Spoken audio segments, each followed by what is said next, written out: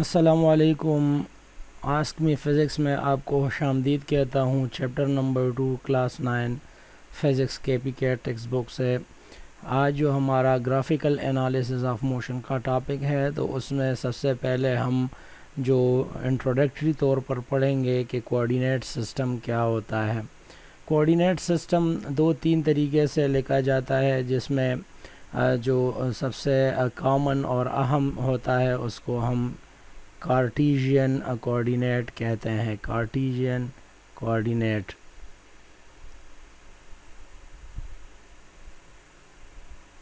Coordinates. अब ये इसको उर्दू में कारतीसी मस्तवी भी कहा जाता है, कार्टीशियन प्लेन जिसको कहते हैं। और ये हम क्यों इस्तेमाल करते हैं, तो इसका जो इस्तेमाल होता है, कार्टीशियन प्लेन जो आम तौर पर इस तरह दिखाई देता है एक ग्राफ पेपर पर जो बनाया जाता है। ये दो लाइंस होते हैं जो एक दूसरे पर अमूदी होते हैं। एक लाइन इस तरफ जिसको एक्स एक्सिस कहा जाता है, और दूसरा लाइन वाई एक्सिस जो बिल्कुल 90 के ज़ाविया पर इस पर जो है इनको कता करता है, तो ये वाई एक्सिस कहलाता है। एक्स एक्सिस में दो पहलू होते हैं, एक को एक्स और दूसरे को एक्स प्राइम कहते हैं। एक्स प्राइम पर जितने भी वैल्यूज़ एक्स के होंगे वो माइनस में होंगे, नेगेटिव मनफी जो इनसे होंगे, या इसको आप नेगेटिव इंटीजर्स कहते हैं, वो होंगे। और जो एक्स का सिंपल एक्स होता है उस पर एक्स के सारे वैल्यूज़ मुस्बत होंगे, यानी पॉजिटिव इंटीजर्स होंगे। इसी तरह वाई एक्सिस पर ज़ीरो से लेकर ऊपर की तरफ पर बेशुमार हिस्से होते हैं, हम अपने ज़रूरत के हिसाब से लिखते हैं। तो वाई एक्सिस का जो पॉजिटिव एक्सिस होता है उस पर सारे वैल्यूज़ जो इनसे होते हैं वो प्लस होते हैं, और जबकि वाई प्राइम साइड पर सारे वैल्यूज़ नेगेटिव होते हैं। तो कोऑर्डिनेट सिस्टम तो पहले समझना चाहिए कि ये क्यों इस्तेमाल होता है।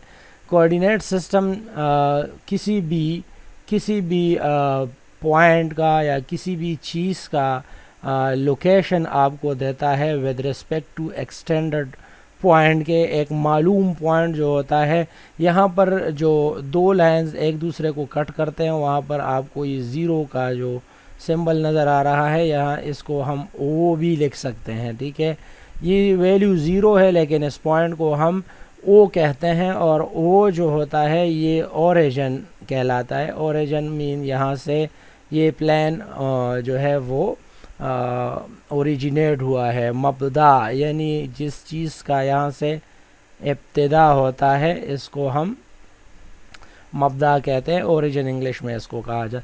ये ओरिजिन एक वेल नोन पॉइंट होता है। इसके हिसाब से हम मुख्तलिफ़ पॉइंट्स का ज़िक्र करते हैं, मुख्तलिफ़ चीज़ों की लोकेशन का तज़किरा करते हैं। फॉर एग्ज़ाम्पल, अगर हम एक तो यहाँ पर ये समझना चाहिए कि हम किसी पॉइंट को जब लिखते हैं, फॉर एग्ज़ाम्पल एक पॉइंट है पी, ठीक है, तो पी जो है वो हम डिनोट करेंगे कुछ इस तरह के पॉइंट से 2 3, यानी दो कोऑर्डिनेट्स दिए गए होंगे। ये जो दो पॉइंट्स हैं इनको कोऑर्डिनेट्स कहते हैं। ठीक है, ये इसमें जो पहली वैल्यू होती है ये एक्स एक्सिस पर आप इसको कंसिडर करोगे, और ये जो दूसरा हिस्सा होता है ये वाई एक्सिस पर कंसिडर किया जाएगा। इसको समझना बहुत ज़रूरी है। एक्स वाले को एब्सीसा कहते हैं। ठीक है, एब्सीसा ये एब्सीसा वैल्यू है, और इसको ऑर्डिनेट कहा जाता है। इस वैल्यू वाई वैल्यू को ऑर्डिनेट कहा जाता है।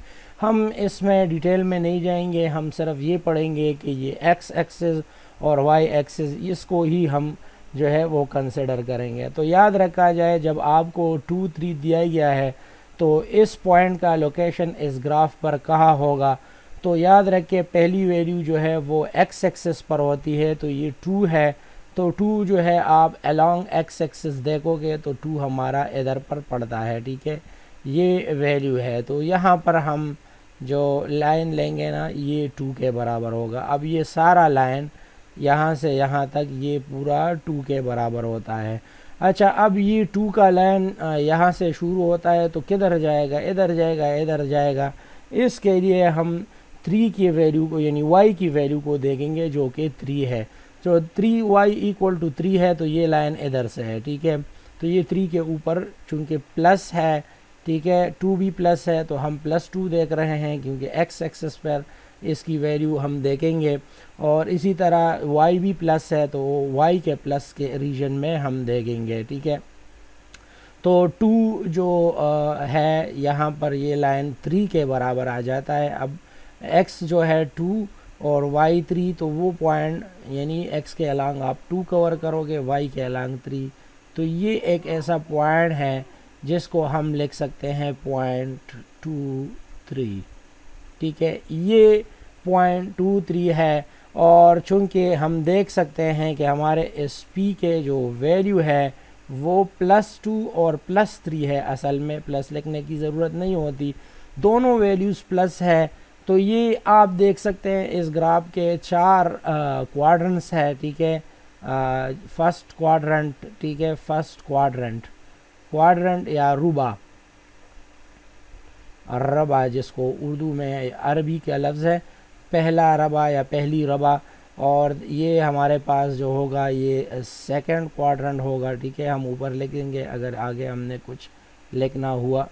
ये सेकंड क्वाड्रेंट है। इसी तरह ये जो है वो थर्ड क्वाड्रेंट, हम जो है एंटी क्लॉकवाइज इसके तरफ आएंगे, ठीक है। ये तीसरा रूबा है और इस तरह ये फोर्थ क्वाड्रेंट होगा, ठीक है। तो इस हर क्वाड्रेंट की अपनी एक खुसूसियत होती है। इसमें जो दोनों पॉइंट्स आप लेते हैं वो दोनों पॉजिटिव ही होते हैं, x भी पॉजिटिव और y भी पॉजिटिव लिया जाता है। अब अगर हम दूसरा पॉइंट लेते हैं, फ़र्ज़ करें कि a एक ऐसा पॉइंट है जिसमें कोऑर्डिनेट्स में -3 और दूसरा पॉइंट दिया गया है +4। तो इस तरह की वैल्यू को अगर आप देखते हैं, ए हमारे पास एक पॉइंट है जिसका जो कोऑर्डिनेट है -3 और 4। तो इसमें जो पहली वैल्यू x की है वो -3 है, तो x के अलोंग -3 आप इधर कवर करोगे, ठीक है। और फिर उसके बाद 4 जो है वो प्लस है यानी y की वैल्यू है, तो y की वैल्यू प्लस इधर है, तो आप -3 और 4 इधर आओगे, ठीक है। तो ये वो ए पॉइंट होगा जिसमें -3 और 4 हम कंसिडर करते हैं। तो याद रखा जाए कि जो सेकंड क्वाड्रेंट होता है उसमें x की वैल्यू माइनस होती है और y की वैल्यू जो होती है वो प्लस होती है। ये याद रखा जाए कि पहली वैल्यू x की होती है। और इसके बाद अगर हम एक दूसरा पॉइंट लेते हैं b इक्वल टू, चले इसमें दोनों को नेगेटिव ले लेते हैं, -4 और -2। तो अब यहाँ देख सकते हैं x और y दोनों की वैल्यूज़ नेगेटिव है, तो x की जो -4 वैल्यू है वो इधर है, ठीक है, और y की -2 है तो वो इधर है। तो ये दोनों एक दूसरे को इधर कट करेंगे, ठीक है। तो ये हमारे पास पॉइंट b आएगा जिसकी -4 -2। तो थर्ड क्वाड्रेंट में ये हमें क्लियर हो गया कि यहाँ पर दोनों वैल्यूज़ जो है वो माइनस होंगी। अच्छा, सी पॉइंट लेते हैं एक कि उसमें एक जो पहली वैल्यू है वो प्लस ले ले 5 और दूसरी वैल्यू ले ले -4, ठीक है। अब अगर आप देखते हैं तो x की वैल्यू 5 है लेकिन प्लस है, तो वो लाइन इधर से होके गुजरेगी। आप इस लाइन को एक्सटेंड कर सकते हैं, ठीक है। अगर आप इस लाइन को एक्सटेंड करते हैं, ठीक है, तो एक्सटेंड कर सकते हैं। इसको ड्रा करने का सही तरीका यही होता है कि आप पैमाने के ज़रिए अब पेंसिल के ज़रिए अगर आपके पास x इक्वल टू 5 है और देखिए कि ये दूसरा जो है ये किधर आएगा। अगर ये +4 होता तो ये लाइन आप ऊपर ले जाते क्योंकि ये फिर यहाँ पर कहीं इंटरसेक्ट कर जाता, लेकिन ये चूंकि -4 है तो ये इस अलॉन्ग आएगा, इसलिए हमने इस लाइन को नीचे हम लाए हैं। अगर आपको ये कंप्लीट जो अपने आप को मिसकंसेप्शन से बचाना चाहते हैं तो 5 का लाइन पूरा ही आप इस तरह ड्रा करें क्योंकि x बस 5 ही है तो ये इधर है। अब जब y की -4 की बात की जाती है तो y की वैल्यूज़ यहाँ पर प्लस है और ये माइनस है, तो हम -4 के तरफ से जो है ना एक लाइन ड्रा करेंगे, और जहाँ पर ये दोनों लाइन क्रॉस करेंगे यही जो है असल में सी पॉइंट होगा, जिसको 5-4 कहेंगे। और ये इससे ये भी पता चला कि जो चौथा का क्वाड्रेंट होता है उसमें एक्स की वैल्यू प्लस और वाई की वैल्यू माइनस होती है, ठीक है। तो ये होता है कोऑर्डिनेट सिस्टम, और ये किसी खास पॉइंट के हिसाब से आपको हर पॉइंट की एक लोकेशन बताती है। अब ये ओरिजिन पॉइंट है, और ये हम देख सकते हैं कि अगर ये आप इस पॉइंट की जो लोकेशन देखते हैं, यहाँ पर लाइन सीधा नहीं आ सकता, कंट्रोल नहीं है, बहरहाल ये जो है ये अब इस पॉइंट की जो लोकेशन है वो ओरिजिन के लिहाज से 5-4 है। और इसी तरह ये पी पॉइंट जो है इसकी जो लोकेशन है वो भी जो है आप लिख सकते हैं कि ओरिजिन के लिहाज से ये ओरिजिन के लिहाज से जो है वो 2 और 3 पॉइंट पर पड़ा है, ठीक है। ये आप पैमाने के ज़रिए आप इसको मिला सकते हैं। ये 2 था तो 2 का लाइन आप इस तरह एक्सटेंड कर सकते थे, और ये 3 था तो 3 का लाइन इधर एक्सटेंड कर सकते थे। जहाँ पर 2-3 हिट करते हैं वहाँ पर आपका कोऑर्डिनेट सिस्टम जो है आपको बताता है कि फलाना पॉइंट कहाँ पर है। तो ये थोड़ा बहुत कोऑर्डिनेट सिस्टम को समझना ज़रूरी था, क्योंकि इसके अलावा और भी सिस्टम्स हैं जिसमें हम मुख्तलिफ़ किस्म ग्राफ ट्रेस करते हैं, लेकिन चूँकि ग्राफिकल एनालिसिस की बात हो रही है तो हम कोऑर्डिनेट सिस्टम कार्टेशियन कोऑर्डिनेट में हम इसको कर रहे हैं, तो इसको समझना बहुत ज़रूरी था, और इस पर प्रैक्टिस भी ज़रूरी है। बहुत ही आसान है, लेकिन बेसिक कंसेप्ट है। फॉर द फर्स्ट टाइम आपका वास्ता पड़ रहा है तो इसको प्रैक्टिस करने की बहुत ज़रूरत है।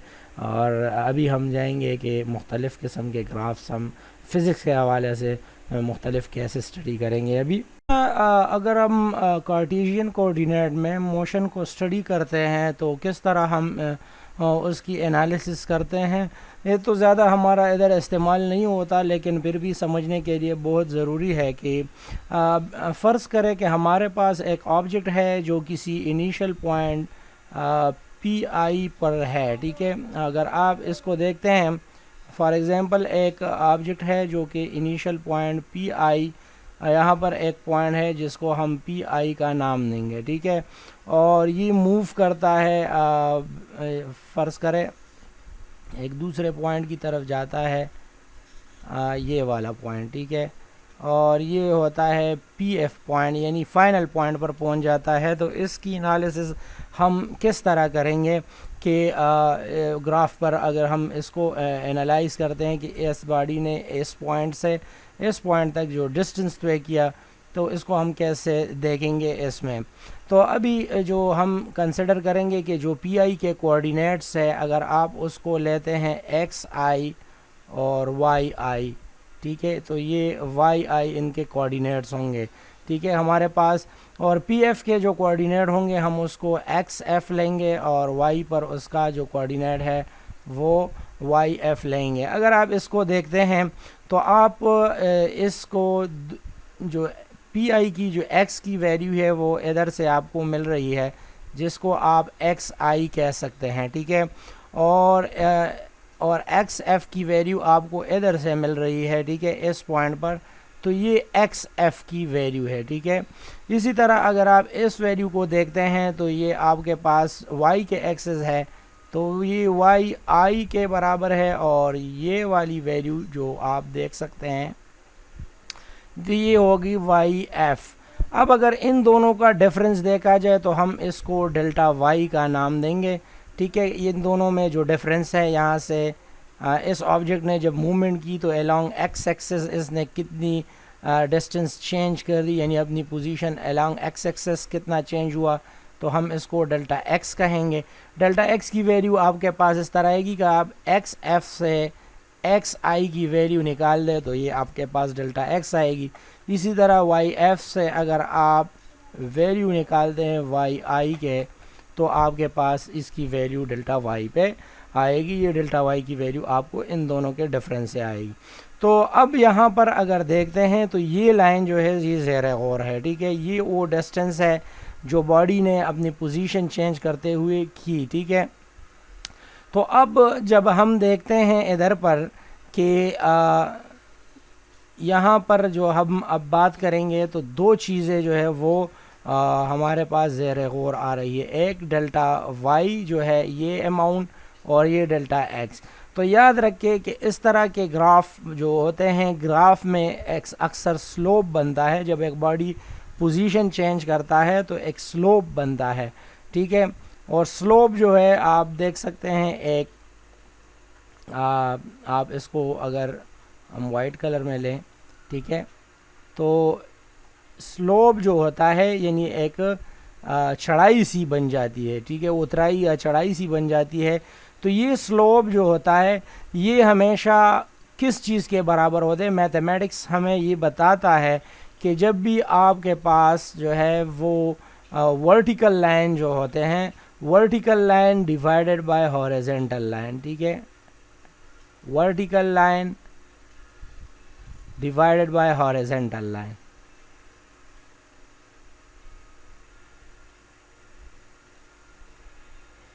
अब वर्टिकल लाइन जो है ये अलोंग वाई एक्सिस होता है, और हॉरिजॉन्टल लाइन जो है ये along x axis, sorry, vertical line y axis के अलोंग होता है, हॉरिजॉन्टल लाइन एक्स एक्सिस के अलोंग होता है। तो आप जब देखते हैं तो आपके पास यहाँ पर जो स्लोप बन रही है पी आई से पी एफ तक, तो ये हम लिख सकते हैं कि डेल्टा वाई जो है वर्टिकल लाइन का हिस्सा है, तो ये लेंगे हम। और इसी तरह डेल्टा एक्स जो है हम हॉरिजॉन्टल लाइन का एक पोर्शन है वो लेंगे, क्योंकि यहाँ पर वो ज़ेर और है। तो अब यहाँ पर डेल्टा वाई की जगह आप वाई एफ माइनस वाई आई की वैल्यू डालोगे, और यहाँ पर एक्स एफ माइनस एक्स आई की वैल्यू डालोगे, तो ये आपके पास स्लोप की वैल्यू रही। अब ये स्लोप क्यों ज़रूरी है? क्योंकि स्लोप ही है जो इन दोनों की रेशो आपको देती है, और ये दोनों नॉन क्वांटिटीज़ होते हैं, और इन्हीं नॉन क्वांटिटीज़ की वजह से हम स्लोप फाइंड करते हैं। और इस स्लोप की जो रोल होती है मुख्तलिफ ग्राफ्स में मुख्तलिफ होती है। अभी आगे ये तो हम जनरली बात कर रहे हैं कि ये एक्स वाई प्लेन है, ठीक है, ये एक्स वाई प्लेन जो हमने ड्रा किया हुआ है ये हमारे पास एक्स वाई प्लेन है। इसके बाद अब जब हम डिस्कस करेंगे तो उसमें हम फिज़िकल वैल्यूज़ डालेंगे। इधर पर कुछ ना कुछ फ़िज़िकल वैल्यू होगा, इस साइड पर कुछ ना कुछ फ़िज़िकल वैल्यू होगा। तो फिर जब वो फ़िज़िकल वैल्यूज़ आपस में जिसका रेशो आप निकालते हैं तो उससे जो स्लोप होता है वो स्लोप भी एक नया डिराइव फिज़िकल वैल्यू होगी, जिसको अभी हम आगे डिस्कस करेंगे। बस इतना ही आपको अभी समझना है कि ग्राफ पर जब एक पॉइंट दूसरे पॉइंट तक जाता है तो ये अलोंग एक्स एक्सिस और वाई एक्सिस दोनों अपने पोजीशन चेंज करता है, और इसी को फिर हम जो है वो डिस्कस कर सकते हैं। इसमें स्पेशल केसेस भी होते हैं कि ये बॉडी पी आई से पी एफ इधर भी आपका आ सकता है, मुख्तलिफ केसेस होते हैं। तो फिर मैं उसमें जो अलोंग वाई एक्सिस की जो डिस्टेंस होती है वो ज़ीरो होती है, फिर हम उसको एक्स एक्सिस पर सॉल्व करते हैं। तो ये स्पेशल केसेस है जो कि अभी इस लेवल के लिए नहीं है, बस यहाँ पर अभी समझना है कि इसको कैसे आपने हल करना है, इन ग्राफ्स को आप कैसे ट्रेस कर सकते हो। तो इसके लिए भी आप जो है एक टेबल बना सकते हो कि आपकी जो x की वैल्यू है, y की वैल्यू है, या एक्स वाई का एक फार्मूला हो तो वो भी आप इससे ट्रेस कर सकते हैं। लेकिन यहाँ पर जो हम बात कर रहे हैं तो वो है मोशन की, और मोशन की हमने थोड़ी बहुत यहाँ पर एलाबोरेशन की, और आगे अब जाएंगे स्पेसिफिक एग्जांपल पर। अच्छा, अभी हम यहाँ पर जब डिस्कस करेंगे कि जो हमारे पास डिस्टेंस टाइम ग्राफ होता है या डिस्प्लेसमेंट टाइम ग्राफ होता है, इसमें हमें ख़ुद को कंफ्यूज नहीं करना चाहिए। डिस्टेंस और डिस्प्लेसमेंट में सिर्फ वेक्टर और स्केलर का फ़र्क होता है, बाकी जो इधर पर हम बात करेंगे वो दोनों के हवाले से ठीक होगी। अब अगर इन कोऑर्डिनेट सिस्टम को आप देखते हैं, इससे पहले हमने जनरली एक्स वाई पर सॉल्व किया था, लेकिन अब यहाँ पर हम जब आते हैं तो हमारे पास दो हॉरिजॉन्टल लाइन है जो एक दूसरे को इंटरसेक्ट करते हैं, और उस जहाँ पर इंटरसेक्ट होते हैं उसको हम ओरिजिन कहते हैं। इस साइड को हम अमूमन इस साइड पर वो वैल्यूज़ लेते हैं जो इंडिपेंडेंट हो, ठीक है, इंडिपेंडेंट वैल्यूज़ लेते हैं। इसका मतलब क्या है? इंडिपेंडेंट वैल्यूज़ का मतलब ये होता है कि वो किसी चीज़ पर डिपेंड नहीं करती। फॉर एग्ज़ाम्पल, अगर हम यहाँ पर डिस्टेंस टाइम ग्राफ की बात कर रहे हैं तो यहाँ पर डिस्टेंस टाइम का जिक्र है या डिस्प्लेसमेंट और टाइम का जिक्र है। तो यहाँ पर हम ये देखते हैं कि हमारे पास दो फिज़िकल क्वांटिटीज़ है। अब यहाँ पर इन दोनों में अगर आप देखें तो टाइम जो है वो इंडिपेंडेंट होता है, आप कुछ करो या ना करो टाइम ने गुजरना होता है। तो एक्स इस जो अलोंग ये हॉरिजेंटल एक्सिस होता है इसको हम टाइम लेते हैं, यानी टाइम यानी टी लेते हैं। ये हमारे पास टाइम वाली लाइन होती है, जबकि जो ये वाले एक्सिस होती है इसको हम डिस्टेंस लेंगे। अगर डिस्प्लेसमेंट लेना है तो फिर डिस्प्लेसमेंट ले ले, ठीक है, डिस्टेंस या डिस्प्लेसमेंट। चलो यहाँ पर हम डी जो है ना लिख देते हैं। तो इसकी वैल्यूज़ हम जो कंसिडर करते हैं वो मीटर्स में करते हैं, ठीक है, और ये मीटर में होगा जो भी वैल्यूज़ होंगी, और यहाँ पर जो वैल्यूज़ होंगी वो सेकंड्स में होगी, ठीक है। तो इसको बार बार लिखने की ज़रूरत नहीं है, यहाँ पर जो भी वैल्यूज़ होगी वो सेकंड्स में होगी, यहाँ पर जो भी वैल्यूज़ होंगी वो डिस्टेंस यानी मीटर में होगी। अब ये वाले एक्सिस और ये वाले कोऑर्डिनेट और ये कोऑर्डिनेट हमारा डिस्टेंस टाइम ग्राफ में इसलिए यूज़ नहीं होता क्योंकि डिस्टेंस कभी नेगेटिव होता नहीं है, ठीक है, और टाइम भी कभी नेगेटिव नहीं होता। तो ये नेगेटिव साइड पर न डिस्टेंस जाता है न ये जाता है, तो हम सिर्फ और सिर्फ फर्स्ट क्वाड्रेंट में ही डिस्कशन अपना जारी रखेंगे। अब जो बॉडी है अगर आप इसको डिस्टेंस लेते हैं या एस लेते हैं ये आपकी मर्ज़ी है। हमने जो पिछले एग्जांपल में पढ़ा था कि एक ऑब्जेक्ट है जो एक पॉइंट से, ठीक है, इस पॉइंट से जा रहा है, ये एक पॉइंट है, और दूसरा पॉइंट ये है कि एक ऑब्जेक्ट इधर आ गया, ठीक है। तो टाइम गुजरने के साथ साथ इसने कुछ डिस्टेंस तय कर दिया यहाँ से यहाँ तक, ठीक है। अब इस लाइन को हम ड्रा करते हैं, ठीक है, ये वो डिस्टेंस है जो इसने कवर किया। अब ये जब ऑब्जेक्ट जा रहा था तो यहाँ पर कुछ टाइम की वैल्यू थी, इनिशियल टाइम कुछ भी था, 2 सेकंड्स थे, 3 सेकंड्स थे, वो बाद में देखेंगे। एक जनरल एग्जांपल हम बना रहे हैं कि इसने जो इस टाइम इनिशियल टाइम पर शुरू हुआ और जब यहाँ पर जो पहुँचा इसने जितना भी टाइम लिया था उस टाइम को हम टी एफ का नाम देंगे, ये फाइनल टाइम था। और यहाँ से यहाँ तक का जो डिस्टेंस है, ठीक है, इसको आप डेल्टा टी लिख सकते हैं और डेल्टा टी को T F minus T I भी लिखा जा सकता है। तो ये जो यहाँ पर ये डॉटेड लाइन आपको नज़र आ रहे हैं, ठीक है, ये तो ये इसके लिए है। अगर हम इसको अलोंग इस साइड देखें तो हमें एक और चीज़ मिल जाएगा और वो मिल जाएगा डिस्टेंस, यानी ये डिस्टेंस इसकी कुछ डिस्टेंस थी डी आई इनिशियली, फिर उसने जो डिस्टेंस कवर की वो डी एफ पर पहुंच गया, ये डिस्टेंस उसकी डी एफ थी। तो आप देख सकते हैं ये हमारे पास डी एफ है। तो यहाँ से जो यहाँ तक का फासला है उसको आप डेल्टा डी कंसिडर कर सकते हो, ठीक है। तो ये आपके पास जो है चेंज इन द डिस्टेंस आया with the change in the time. तो इसका मतलब ये है कि यहाँ से यहाँ तक का जो फासला था ये आप दो देख सकते हैं, ये असल में वो मोशन है जो आपने इस ऑब्जेक्ट को यहाँ से यहाँ करने में मूव की। अभी अगर हम इस फार्मूले को इधर देखते हैं, ठीक है, कि डेल्टा डी की जो वैल्यू है अलोंग वाई एक्सेस, मैंने पहले भी बताया था लास्ट टॉपिक में कि स्लोप जो होता है वो वाई एक्सेस यानी वर्टिकल लाइन होता है divided by vertical divided by horizontal, ठीक है, हॉरिजॉन्टल लाइन। ये जब आप एक दूसरे पर डिवाइड करते हैं तो आपको स्लोप मिल जाता है। इस केस में आप अगर स्लोप को देखते हैं, ठीक है, तो पहले तो हम स्लोप को नाम नहीं देते, इधर देखते हैं वर्टिकल लाइन पे हमारे पास जो है वो डेल्टा डी है, ठीक है, और इसके अलावा हमारे पास हॉरिजॉन्टल लाइन पर डेल्टा टी की वैल्यू है, ठीक है। अब आप देख सकते हैं कि डी यानी डिस्प्लेसमेंट बाय टाइम या डिस्टेंस बाय टाइम, ये दोनों इसमें कोई आपने कंफ्यूज नहीं होना है, एक ही बात है। अगर आप इस डी को डिस्टेंस कंसिडर करते हैं तो ये स्लोप की वैल्यू जो है वो आपके पास बन जाएगी स्पीड, ठीक है। तो ये delta d by delta T आपके पास स्पीड बन गया। अगर एक बंदा कहता है कि नहीं जी मैं डिस्टेंस को डिस्प्लेसमेंट ये डी डिस्प्लेसमेंट कंसिडर करता हूँ, तो फिर यहाँ पर जो वैल्यू स्लोप की आएगी वो है वेलोसिटी। तो यहाँ आपके पास delta d by delta t आएगा, डी के ऊपर तीर का निशान डालेंगे ताकि वेक्टर भी ज़ाहिर हो। बाकी इसमें और कोई रॉकेट साइंस नहीं है, कि स्पीड और वेलोसिटी दोनों भी मैग्नीट्यूड आपको बता रहे हैं। अब ये लाइन जो है ये आपको मैग्नीट्यूड बता रहा है, ये एक स्लोप बता रहा है आपको। देखो इस स्लोप की कुछ ना कुछ वैल्यू है, ठीक है। अब ये स्लोप की वैल्यू अब आगे हम देखेंगे कि ये क्या है, लेकिन एमसीक्यूज और कॉन्सेप्ट के लिहाज से ये आपसे पूछा जा सकता है कि the slope of distance time graph would be speed. आपने स्पीड ही लिखना है, याद रखना चाहिए। और slope of displacement time graph वो वेलोसिटी होगी, ठीक है।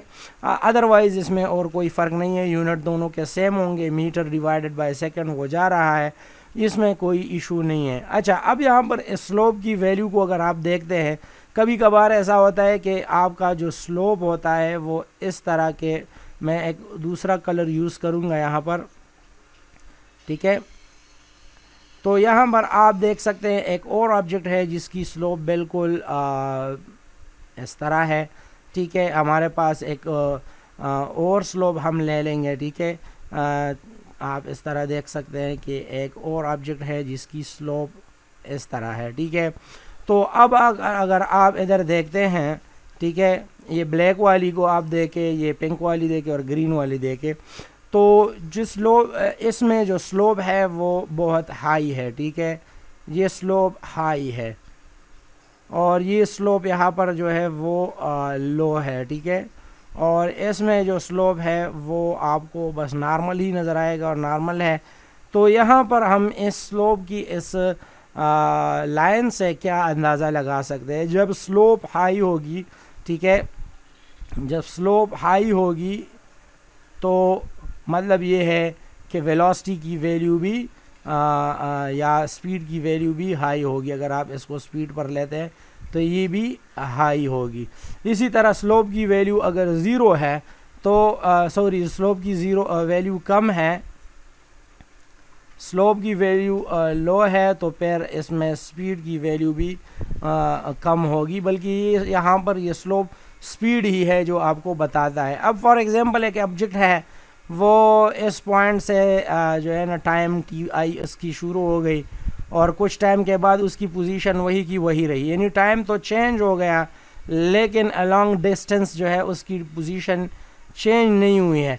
तो इस हालत में स्लोप ज़ीरो है, ठीक है। स्लोप यहाँ पर अब क्या है, यहाँ पर ज़ीरो है। तो मतलब ये है कि ऑब्जेक्ट की जो स्पीड है, स्लोप ज़ीरो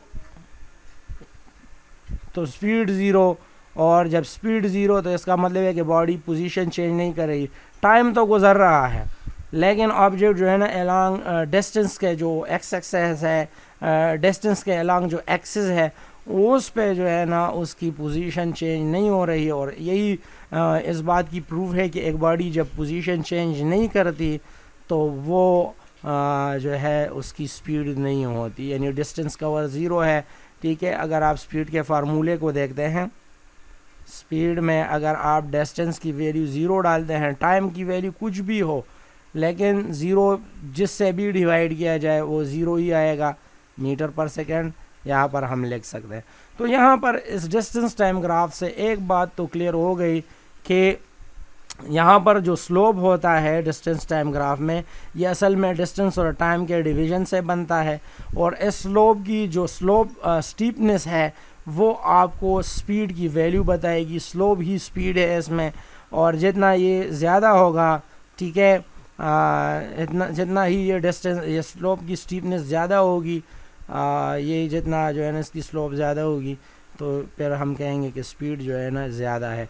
अब यहाँ पर एक और एग्ज़ाम्पल भी हमारे सामने आ सकता है कि अगर एक बंदा कहे कि जी इस पॉइंट से इसने बिल्कुल जो है डिस्टेंस इधर कवर किया, टाइम बिल्कुल गुजरा ही नहीं है, तो फिर इस केस में स्लोप इन्फिनिटी पर चला जाता है। स्लोप इन्फिनिटी पर, क्योंकि आपके पास डिस्टेंस तो है लेकिन टाइम आपने बिल्कुल ज़ीरो लिया है अलॉन्ग वाई, जो कि इम्प्रैक्टिकल केस ऐसे होता नहीं है। तो इस केस में फिर हम ये लिखेंगे कि स्लोप अनडिफाइंड है, इन्फिनिटी का कोई नहीं कुछ नहीं कहेंगे, इन्फिनिटी एक मैथमेटिकल चीज़ है। यहाँ हम बात करेंगे कि ये अब स्पीड अनडिफाइन हो रहा है। कैसे हो सकता है कि टाइम ना गुजरे और एक ऑब्जेक्ट पोजीशन चेंज करे, ये पॉसिबल नहीं है। तो याद रखिए कि स्लोप इन्फिनिटी या अनडिफाइंड में ये इम्पॉसिबल है, क्योंकि फ़िज़िक्स में आप रियल केसेस डिस्कस करते हैं और इस तरह का कुछ केस आपके सामने नहीं आएगा। अब जो हम डिस्कस करेंगे वो है वेलोसिटी टाइम ग्राफ या स्पीड टाइम ग्राफ। जिस तरह हमने डिस्टेंस और डिस्प्लेसमेंट टाइम ग्राफ में हमने बताया था कि कोई इतनी ज़्यादा मेजर फ़र्क नहीं होता, जस्ट एक मामूली सा कंसेप्शन होता है, वो हम यहाँ पर डिस्कस करेंगे। वैसे यहाँ पर स्पीड टाइम ग्राफ लिखने की ज़रूरत भी नहीं है, वेलोसिटी टाइम ग्राफ ही हमें जो है वो मिलती है, लेकिन चूंकि अगर मैग्नीट्यूड की बात करते हैं तो दोनों एक ही चीज़ होती है। अब जो हमारे पास कार्टेशियन कोऑर्डिनेट है, यहाँ पर हम एक्स वाई नहीं ले सकते हैं बल्कि वेलोसिटी और टाइम लेंगे। अब वेलोसिटी और टाइम में आप देख सकते हैं कि टाइम को हमेशा जो होता है वो इंडिपेंडेंट होता है और अलोंग एक्स एक्सिस जो हम लेते हैं वो इंडिपेंडेंट वैल्यू लेते हैं। यहाँ पर जो वैल्यूज़ लिए जाते हैं वो डिपेंडेंट होते हैं, ठीक है, ये डिपेंडेंट वैल्यूज़ होती है। तो ये बात यहाँ पर हमारे पास जो होती है ये क्लियर होनी चाहिए। अब यहाँ पर जो वर्टिकल वैल्यू होती है, यहाँ इसको हम वेलोसिटी लेंगे, ठीक है। यहाँ पर हम कहेंगे कि वेलोसिटी को हम मीटर पर सेकंड में कंसिडर कर रहे हैं। यहाँ पर हम कहेंगे कि सेकंड्स में टाइम को डिस्कस किया जा रहा है। अब अगर आप देखते हैं, एक फ़र्ज़ कीजिए कि एक ऑब्जेक्ट है, ठीक है, वो एक पॉइंट से, चलो यहाँ ओरिजिन से लेते हैं, कहीं भी आप एक पॉइंट लेते हैं कि एक ऑब्जेक्ट की एक वेलोसिटी है जिसको आप यहाँ इस पॉइंट पर उसकी वेलोसिटी ये है जिसको आप कह सकते हैं वी आई, ठीक है, ये वी आई इसकी वेलोसिटी है। और कुछ टाइम गुजरने के बाद इसकी वेलोसिटी कुछ यू हो जाती है, ठीक है, वी एफ हम उसको नाम देंगे। तो यहाँ आप देख सकते हैं कि अगर इस लाइन को देखा जाए तो यहाँ पर अगर इसका टाइम था तो इनिशियल टाइम है। यहाँ पर अगर हम इसको डिस्कस करते हैं टाइम को तो इसके टाइम को टी एफ लेंगे। इसी तरह ये वैल्यू जो थी ये वी आई थी अलोंग वी एक्सिस, और ये वाली वैल्यू जो है, ठीक है, ये हमारे पास वी एफ है। अब यहाँ से यहाँ तक की जो वैल्यू है जो चेंज आ रही है वो है डेल्टा वी, ठीक है, और यहाँ से यहाँ तक का जो वैल्यू है उसको हम डेल्टा टी, यानी टाइम इंटरवल और वेलोसिटी का जो इंटरवल है, इन दोनों को हम अभी डिस्कस करेंगे। अभी यहाँ आप देख सकते हैं, ठीक है, कि वेलोसिटी चेंज हो गई है, ठीक है। यहाँ पर आपको एक स्लोप नज़र आ रहा है, अगेन ये वो लाइन है जो कि चेंज आई है वेलोसिटी में। यहाँ पर अगर हम स्लोप की बात करते हैं, फिर हम स्पेसिफिकली एग्जांपल, जनरल एग्जांपल, जो जनरल फार्मूला होता है कि वर्टिकल लाइन को डिवाइड करते हैं हम हॉरिजॉन्टल लाइन पर। तो यहाँ पर जो स्लोप की वैल्यू आएगी, तो वर्टिकल लाइन जब आप देख सकते हैं तो ये हमारे पास डेल्टा वी होता है, और जो ये होता है हॉरिजॉन्टल लाइन ये हमेशा डेल्टा टी ही होता है। अब फिर हम यहाँ बात करते हैं, अगर आप इसको स्पीड लेते हैं, वेलोसिटी लेते हैं, कोई फ़र्क नहीं, क्योंकि यहाँ पर जो मैग्नीट्यूड आएगा, अब वेलोसिटी जब टाइम से डिवाइड होता है तो हमारे पास एक्सेलरेशन ही आता है। तो इसीलिए हम यहाँ पर जो डेल्टा वी लेते हैं, इसको अगर हम delta we velocity, change in velocity कहें तो अच्छा होगा। स्पीड का जो है ना वो सिर्फ मैग्नीट्यूड है, तो यहाँ पर आपको मैग्नीट्यूड एक्सेलरेशन का मिलेगा। तो वेलोसिटी और स्पीड एक ही कंसेप्ट यहाँ पर हम कंसिडर करेंगे। तो आप देख सकते हैं कि आपके पास जो एक्सेलरेशन की वैल्यू आ रही है delta we by delta T. तो आप यहाँ पर एक और बात आपको क्लियर हो गई कि slope of velocity time graph जो है वो एक्सेलरेशन कहलाता है, ठीक है। तो ये एक्सेलरेशन जिसको हम एसरा कहते हैं, पहले भी पढ़ चुके हैं, ये हो जाता है हमारे पास। ये इसमें से ये एक एग्ज़ाम्पल आ गया, ठीक है। अब वेलोसिटी जो है वो अगर आप देखते हैं, यहाँ पर जो स्लोप है ये असल में एक्सेलरेशन ही है, ठीक है, ये एक्सेलरेशन, ये डेल्टा वी का जो पोर्शन है ये डेल्टा टी पर डिवाइड हुआ है, तो ये एक्सेलरेशन ही है। अच्छा, अब स्लोप के नीचे जितनी भी आपको जो एरिया नज़र आएगी, ठीक है, ये वाली एरिया यहाँ से यहाँ तक ये एरिया, ये असल में ऑब्जेक्ट ने वो डिस्टेंस कवर किया होता है, ठीक है। तो ये शेडेड रीजन जो है, शेडेड रीजन या एरिया अंडर द ग्राफ, इसको आप इस तरह कह सकते हैं, area under the we T graph, ठीक है, वेलोसिटी टाइम ग्राफ क्या होता है ठीक है, तो हम इसको कहते हैं डिस्टेंस कवर या डिस्प्लेसमेंट कवर। ठीक है, डिस्टेंस कवर्ड या डिस्प्लेसमेंट कवर्ड। तो ये जो है यहाँ पर ये भी एक कॉन्सेप्ट हमारे पास क्लियर हो गई। अब यहाँ पर हम दूसरी बात ये कर सकते हैं कि स्लोप की वैल्यू जो है कम हो सकती है, ज़्यादा हो सकती है। अगर डेल्टा वी की वैल्यू ज़्यादा हो डेल्टा टी के मुकाबले में, तो ये स्लोप जो है ऊपर की वैल्यू है, ठीक है, तो ये डायरेक्टली प्रोपोर्शनल है वेलोसिटी और एक्सेलरेशन। तो आपका जो ये स्लोप बनेगा वो जो है वो इस पॉइंट से फिर इस तरफ तकरीबन इस तरह, तो इसका जो स्लोप है ये नज़र आ रहा है। अच्छा, अब अगर इस पिंक लाइन को देखा जाए तो यहाँ पर इसकी जो स्लोप की वैल्यू है ये बहुत ज़्यादा हाई है, मतलब इसकी एक्सेलरेशन बहुत ही हाई है, ठीक है, क्योंकि इसमें वेलोसिटी की चेंज बहुत ज़्यादा आती है, टाइम की वैल्यू कम होती है। अगर आप देख सकते हैं तो टाइम यहाँ पर डेल्टा टी ये वैल्यू देगी आपको, ठीक है। यहाँ अगर आप देखते हैं तो डेल्टा टी की वैल्यू ये है इस केस में, और डेल्टा वी की वैल्यू तकरीबन वही है।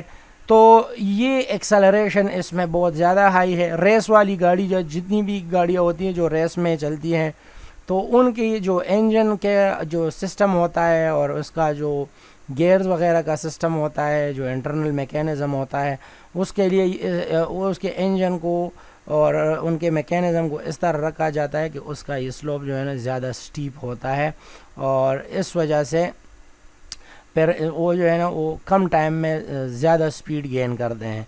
अगर इसके बरअक्स हम दूसरे वाले कंसिडर करें, केसेस कंसिडर करें जिसमें हमारे पास जो स्लोप होता है बिलफर्ज यहाँ से ये वाला, ठीक है, वही स्पीड गेन होगा, ठीक है, स्पीड उतना नहीं गेन होगा, टाइम हम यहाँ पर उतना ही टाइम है, लेकिन यहाँ पर अब जो चेंजेस आ रहे हैं, ठीक है, अगर आप देख सकते हैं तो ये वैल्यू और